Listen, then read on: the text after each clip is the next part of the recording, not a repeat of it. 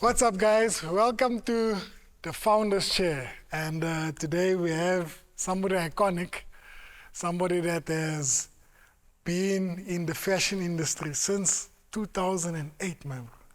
That's a long time. That's a long time, man.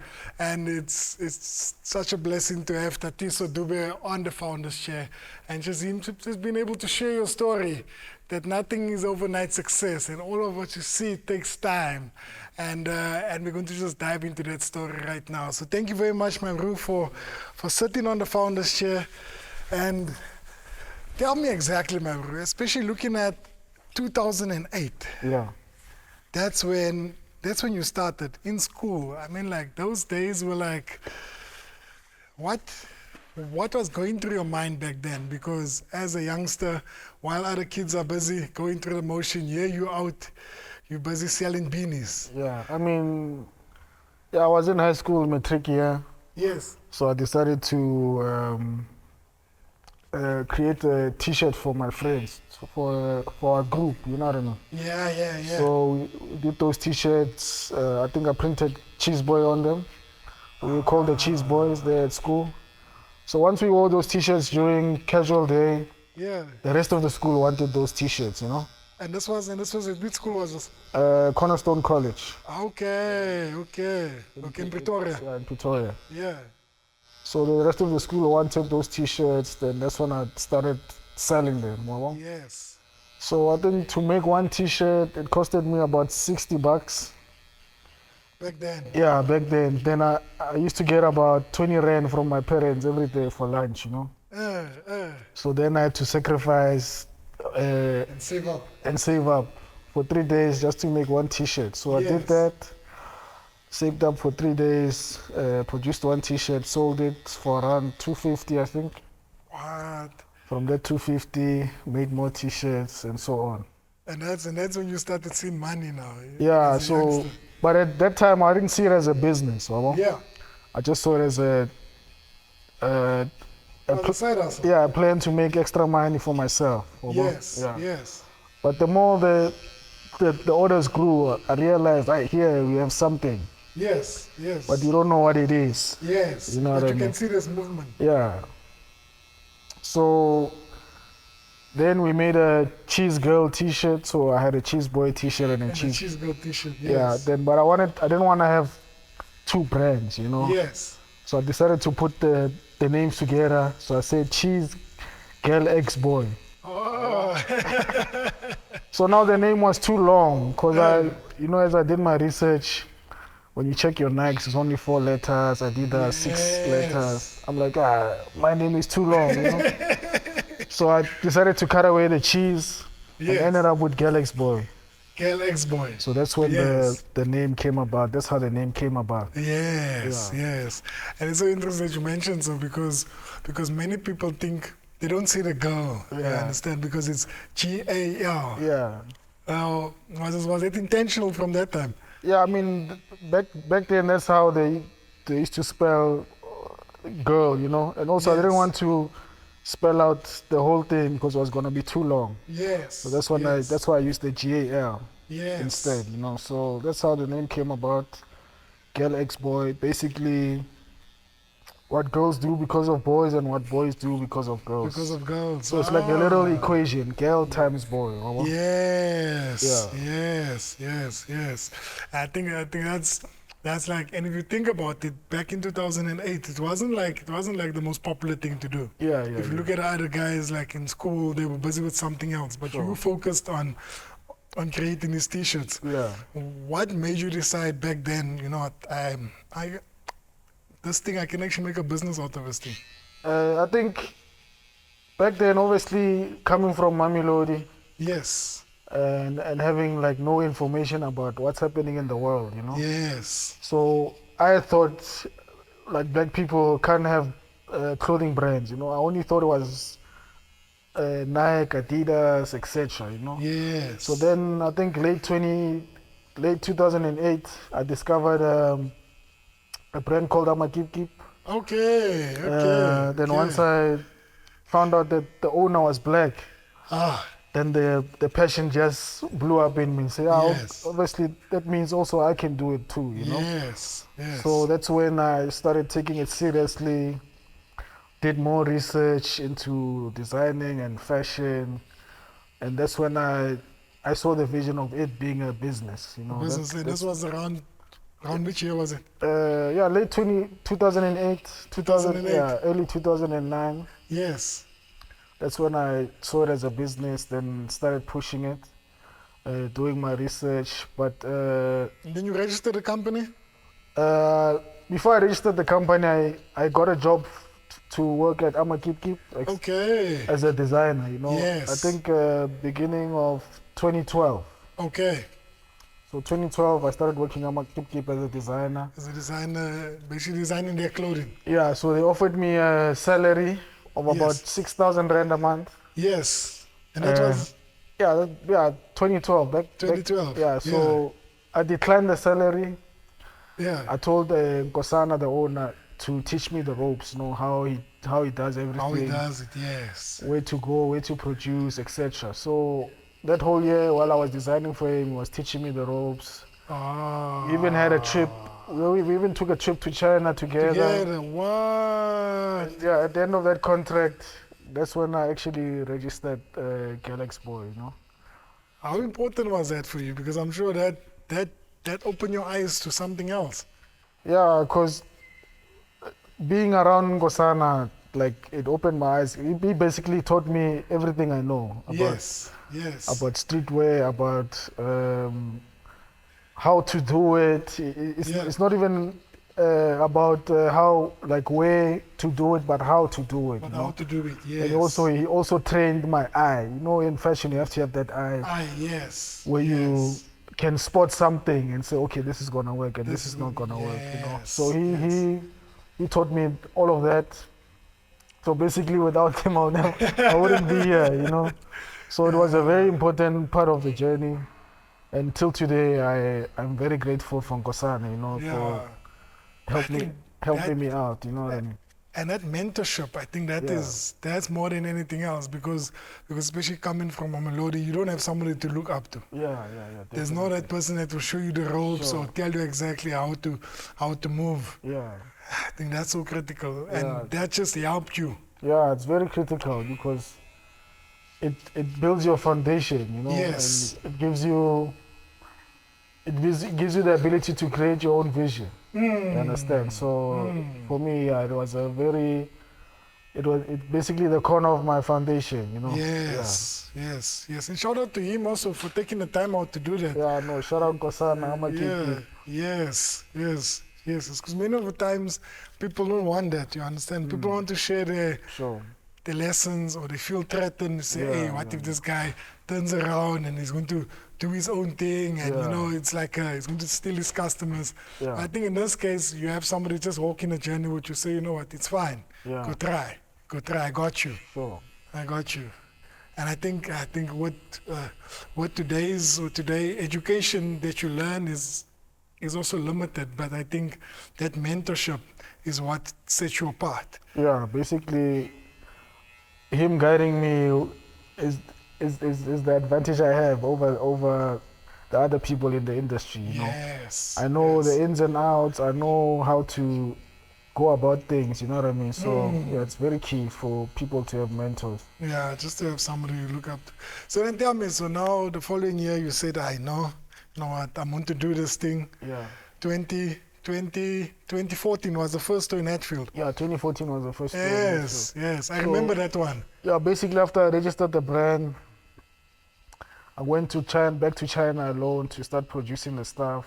Yes. Came back, you know, I was selling from the booth, selling through WhatsApp, Facebook. Yes. Delivering things myself. Tell me something quickly. That number you have, is it the same number back then? Yeah, I've had the same number since. All my life. All your life, the same number. Same year, man. Same number. Yeah, so everybody knows that number. I used to sell through WhatsApp. Yes. You know, deliver to people myself, drive everywhere. I could literally drive from Mamelodi to the Val just to deliver one T-shirt, you know. Serious. Meeting the customers, putting a face to a name, you know. Wow. So yeah, I had a big database on WhatsApp. I think I have Yes. over 11,000 people there. Are you serious? I've been saving my customers. I've been saving my numbers for Yes. since the beginning, you know. Yeah. Yeah, so we pushed, going door to door, selling this thing. Then 2014, that's when we opened our first store in Hatfield. Yes. Yeah, I think it was around July or something. Yes. So we opened that Yes. store. Store did very well, you know. Yeah. For about 3 years. Yeah, I remember that. I actually saw it there, and I can remember there was a time when the guys came to the shop, Yeah. and we were also there in Hatfield around a similar time. So I think I saw a shop across. Yes. And then we had the guys come over and give beanies. Sure. There was a beanie with the old logo still, with Yeah. with a logo with a cap. Sure. Yes, Yeah. yes. And that was back then. Yeah, back then, 2014, 2014, yeah. yes. Yeah, so the store did well for about 3 years. Then around 2017, that's when the store shut down, you know. So I think the reason behind that was we definitely knew how to make the clothes. We knew how to sell the merchandise. We knew how to market it. But it was the business side of things we were lacking, you know. Yes. So things of ordering late, ordering the wrong sizes, wrong products, you know, admin was a mess, you know, financials, you know, all those headache having Yes. tasks, you know, Yes. we were not so good with them, you Yeah. understand? So eventually the store closed down. Then from 2017 to 2020, But take me back. So 2017 the shop closed down. yeah, So 2017 the shop closed down, and it was purely just because of not having that business acumen around running things. sure. Because sometimes you find that there's wastage here, or Yeah. there's shrinkages, or somebody's stealing, or there's always something happening. Yeah, just the management of things was not going so well. Yeah. Yeah. And I think that moment of being able to close down, what did it do to you mentally? Yeah? Ish, boy, I was depressed, to tell you the truth, you know, Yes. because obviously I was the main guy for the brand, you know. So Yes. once we closed down, they were like, yo, what's happening to Tots? Ish, this guy, what, you know what I mean? Everybody was talking, asking questions, and you know what I mean? So for me, it was a dark stage in my life, you know. I was a bit depressed there. Yeah. I actually went into hiding, just went home, stayed at home. And you Basically, didn't want to do anything. Nah, I you didn't didn't want to. design anything, no more clothing, no yeah, nothing. for the first few months, I was like Yes. doing nothing, you know, just chilling.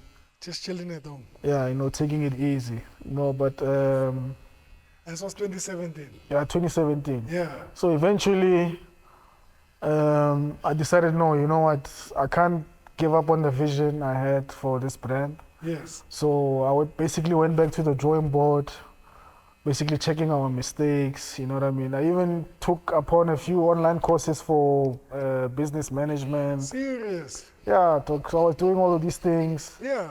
I started designing again, you know.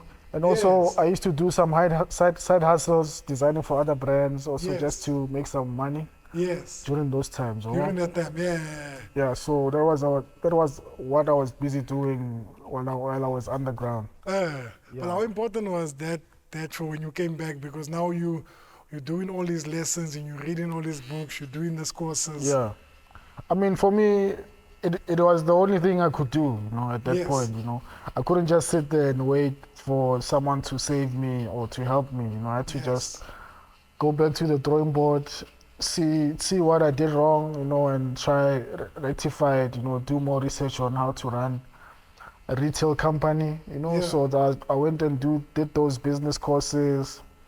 I even did a luxury management course. It was like online course from overseas. Serious. Yeah, so I did that, and from that luxury management course, that's when I figured out what I wanted to do when I came back with GALXBOY. You know what I mean? Yes. I wanted to create a luxury street brand. Understand? Yes. A brand that has quality, stylish clothes, but very affordable for our people. You know? Yes. So in that luxury management course, there's a term I learned. It's called prestige.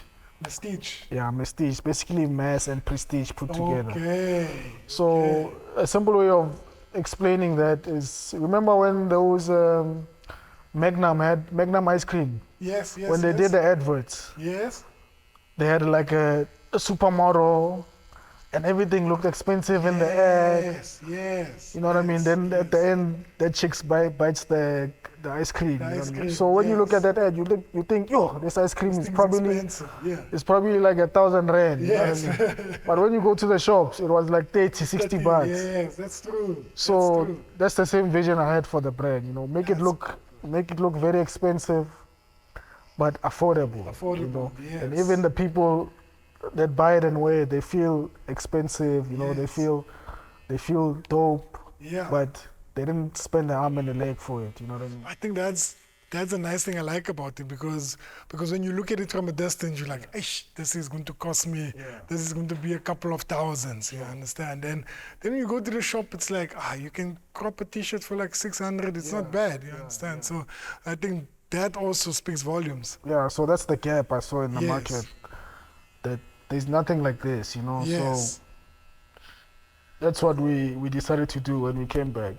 So yeah, from we were pushing those T-shirts between 2020 and 2021. Yes. Then late, It was just T-shirts back then. yeah, it was just T-shirts, Yes. few, maybe 4 or 5 designs. Yes. Then late 2021, we went to this place called Co-Space. Okay. It's an entrepreneurial village, or one with like Yes. small shops and etc. So we got a shop there. Late 2021. We set up that shop, you know, put the rails in, etc. Yes. And we started basically operating from that shop. Yes. So we had that shop and we had the online store operating. Yes. Yeah, the numbers were growing again. You know, people were coming back to the brand again. Yes. So yeah, we were pushing late 2021 into 2022. And the customers still of back then still remember you. Yeah, my old customers, I scared I had them all on WhatsApp. On WhatsApp. So I did a broadcast message. We're back, we have a shop.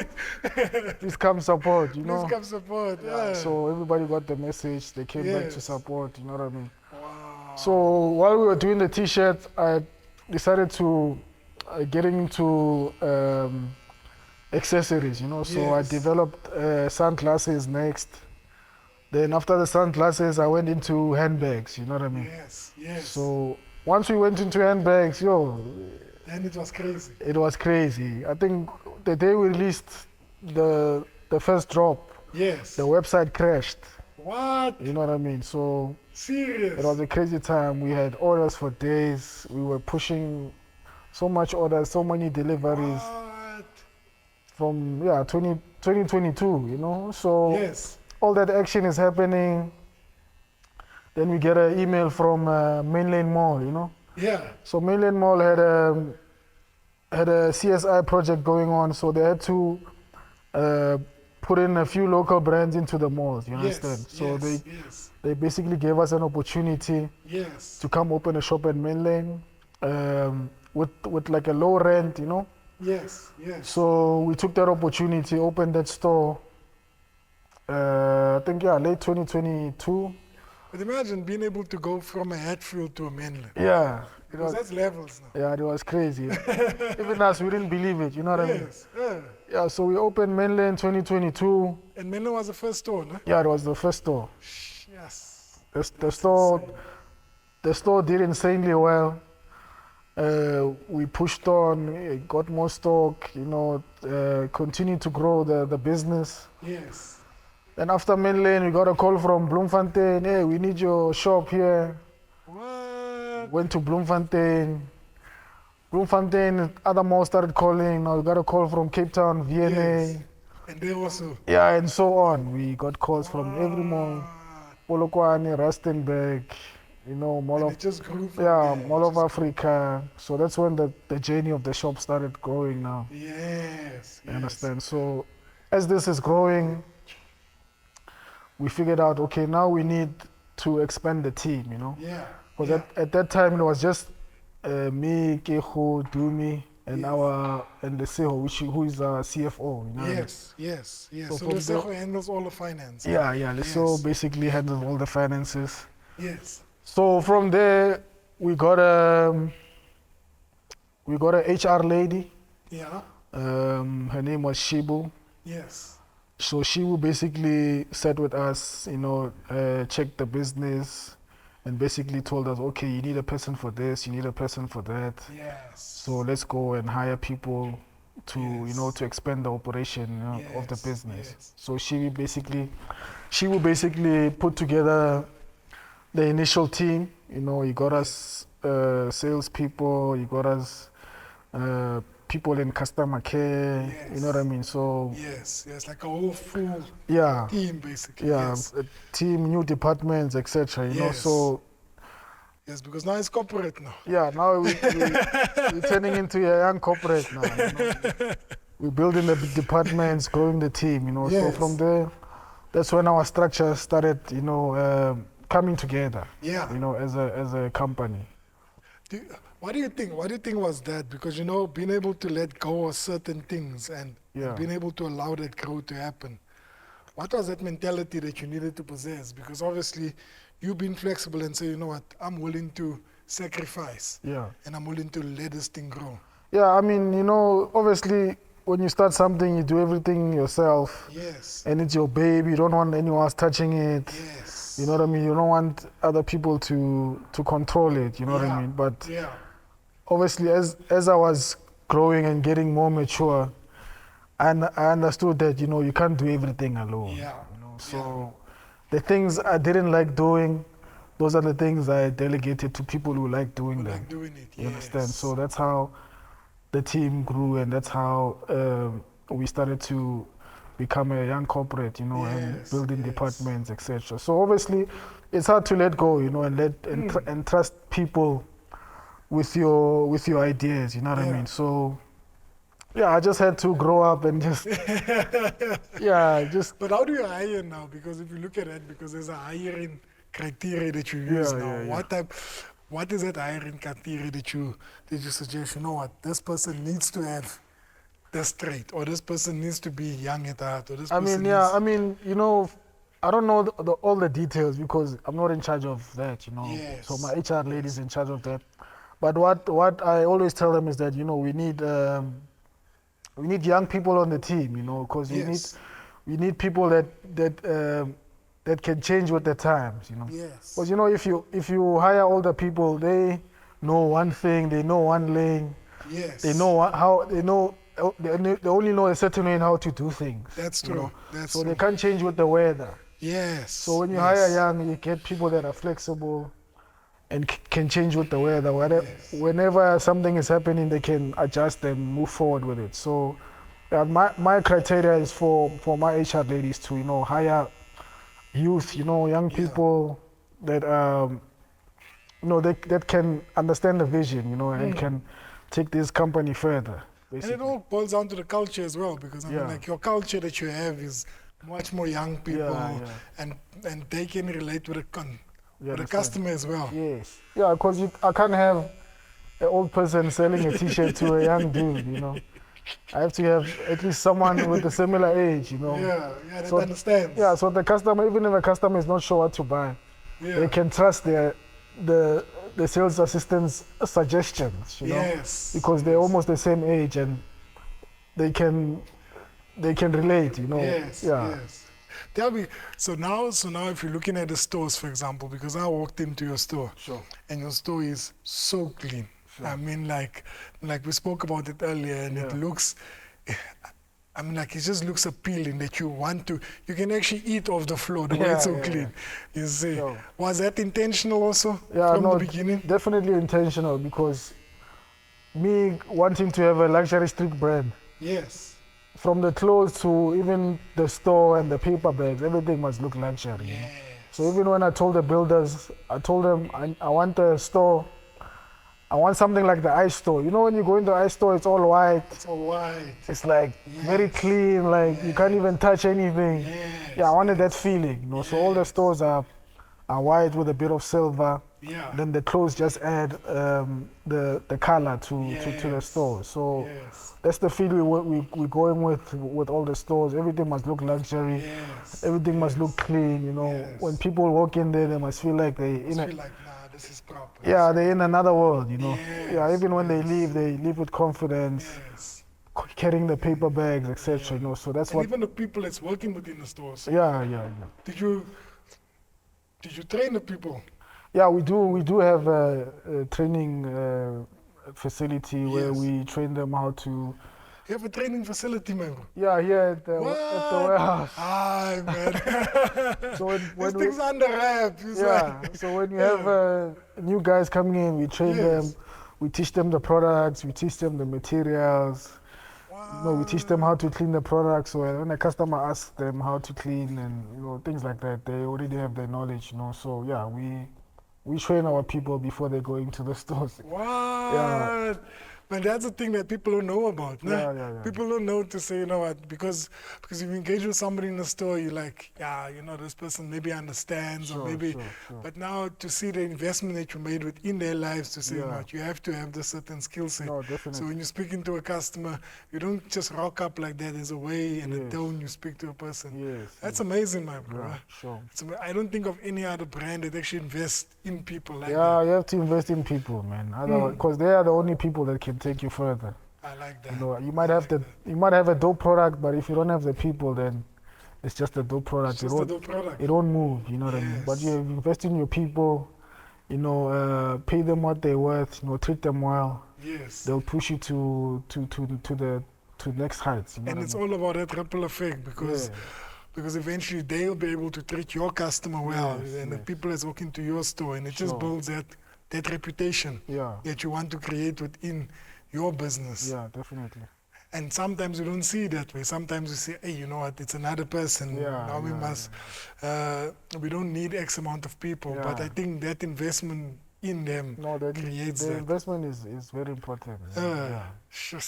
So now take me through it now. So now it's the stores now. So we have, I saw you just open Yeah, 16. Yeah, Number 16. Number yeah. 16 in Kimberley. Number 16. So we have number Sure. 16 Kimberley store now. Sure. Where at the mall. Yeah, at the Diamond Pavilion. At the Diamond Pavilion. So Sure. number 16 at Diamond Pavilion this Yeah. past weekend. Yeah. Is there any plans to open more this year? No, for the year we're done. We're done now. We're done for the year. But open 16 stores and still thriving. Yeah, so basically we have a store in every province now. Yes. So wherever you are, you can find us. You can know what I mean? find. Yeah, GALXBOY is in your province. sure, definitely. But how does it feel, my bro? Sitting here and just thinking about it. Yeah, I Thinking mean, about that kid that was in school. yeah, I mean it's great, but also scary, Yes. because it's not something that's normal, Yeah. for a black kid Yeah. to have such a thriving business. Yes. So it's also always scary because obviously the people around you are not even used to this type of a success. So they're telling you to be careful. Yes. Don't open too many shops, things like that. But yeah. as you see the world around you, Yeah. there's companies with 200 stores, there's brands Yeah. with 200 stores, 300 Yes. stores. So, if I have 15, why can't I go to 200? Why not? Why must I? Why not? But I understand that people are scared that, something will happen, you know what I Yeah. mean? Because they're not used to, Because it's never been done. it's never been done, you know what I mean? So, yeah, it's scary, but also great, but Yes. we keep pushing, bro. Like, Because if you think about it, it's basically you just changing the narrative now. yes, You're changing the way people see fashion. yes. Because GALXBOY, as of today, is the Sure. leading street fashion brand Yes. in South Africa. Yeah. I don't think there's any other brand No, that can top that. There isn't currently. And we're But- not stopping. Yeah, we're not stopping. There isn't any other brand, but the pie is so huge, guys, that Yes. we need more black brands in Yeah. this market. We need to push out the other guys. Yeah. At least because the retail market is, I think, around 200 billion a year. Yeah. Yeah. So if the black community has at least 50%, Of that. of that, then we'll be Yes. good. Because Then we'll currently, I'm sure we are there by 1%, 2%. Yes. You know, that's very Yes. bad. You know what I mean? So Yes.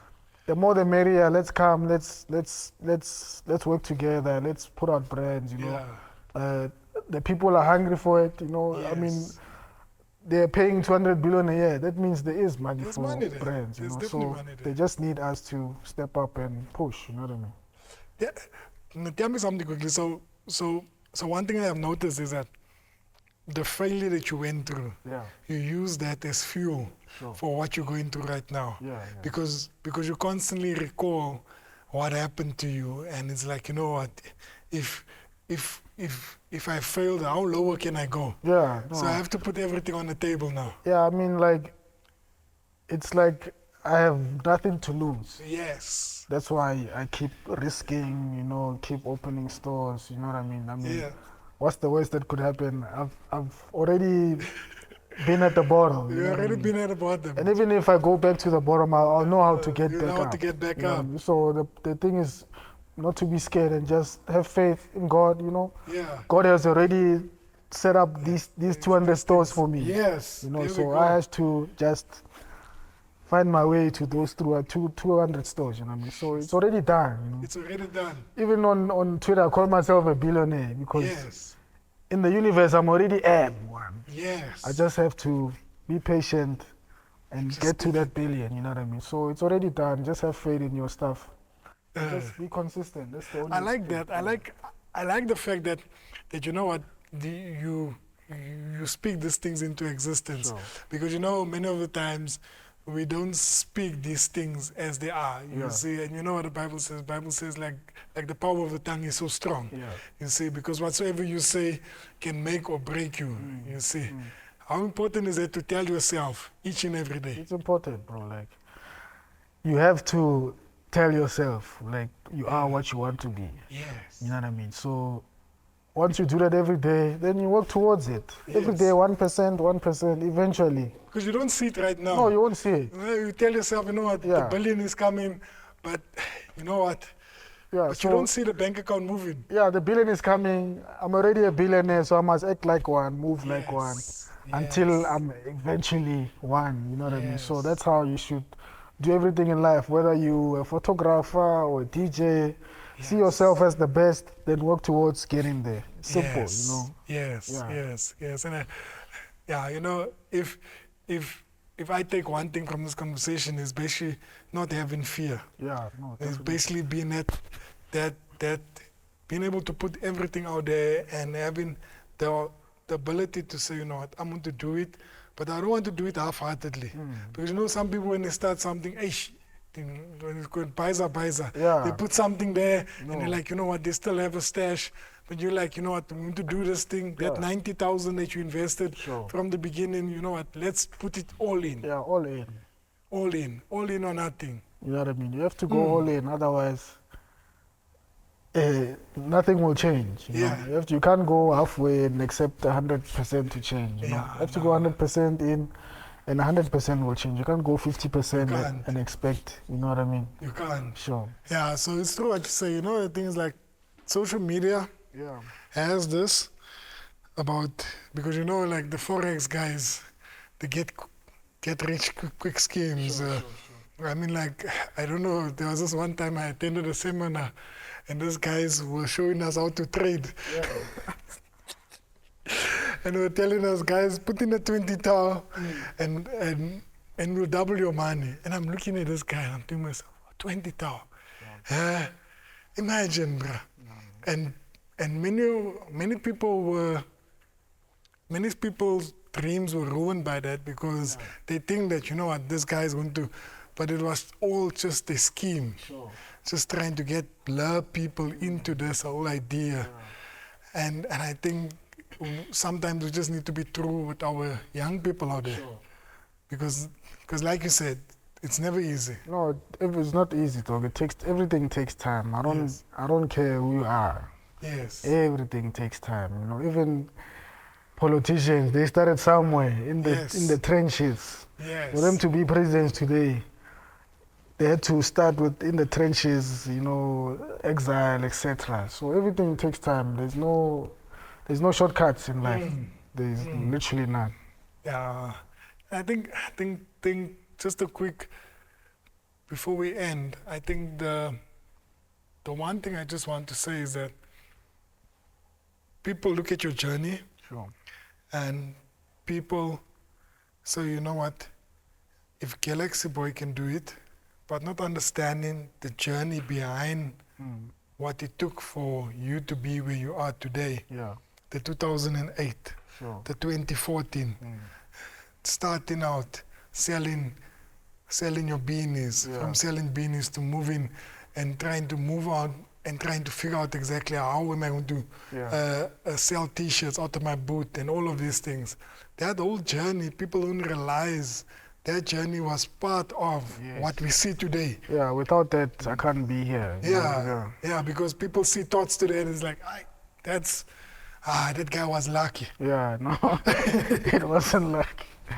It was hard work, yeah. That guy was lucky. Yeah. But I think much more than anything else, if you look back on your journey, what advice would you give for the young one out there, the young thoughts from the community of moms? Sure.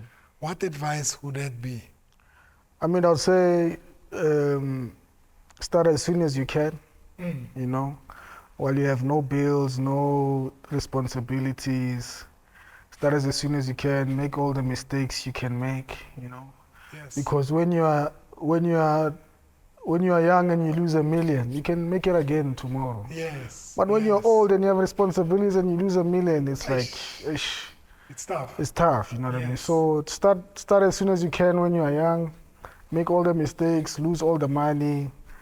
Then once you're done with that lesson, then start getting serious and build that business you want to build, you know what I mean? So yeah, start as soon as you can, be consistent, have faith in your things, you know, don't listen to people who have not done what you're trying to do, you know? Because someone who hasn't done what you're trying to do can't give you advice, you know what I mean? So listen to people who've done what you're trying to do. And yeah, you know, the more you cook, the more you eat. The more you eat, there we go. The more if you don't cook, you don't eat. Yes. So obviously, if it's your first day cooking, obviously the food might not be nice today. But tomorrow you cook again, and the next day, eventually by Sunday, you would have a recipe, you know, that the world likes. Yes. And once that recipe is clean, you give it to the world, then I love that. After that, you are cooking and you are enabling other people to cook also, you know, and everybody eats, you know what I mean? So yeah, the more you cook, the more you eat. Sure. And that's a tagline, trademark by Thoughts. Sure. And just to share with you quickly, so before I forget, there's a last, so our previous guest, did say a question that I must ask the next guest. And I'm going to share the previous guest's name because this episode will be after this. The previous guest was Theo Boloy of Batu. He was saying, for the next guest that's going to sit on this chair, what's next? What's next?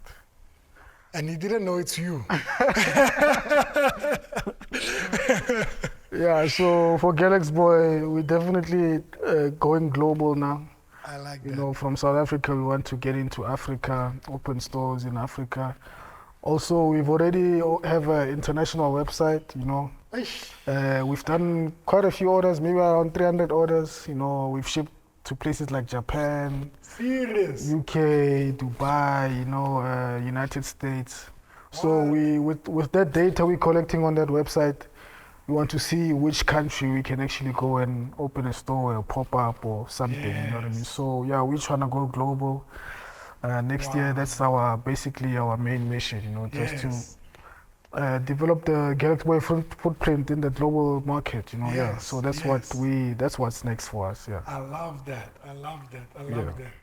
As the previous guest asked that question, do you have a question for the person that's going to be sitting on the founder's chair next?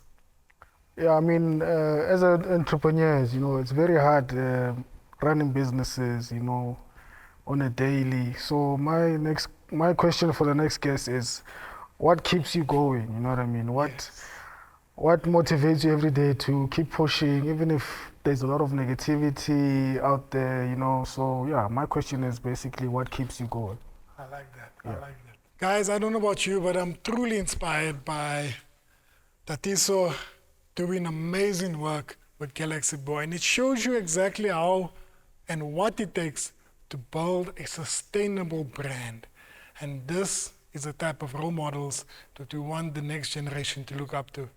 So don't forget to like, subscribe, and share this video with somebody that needs to hear this.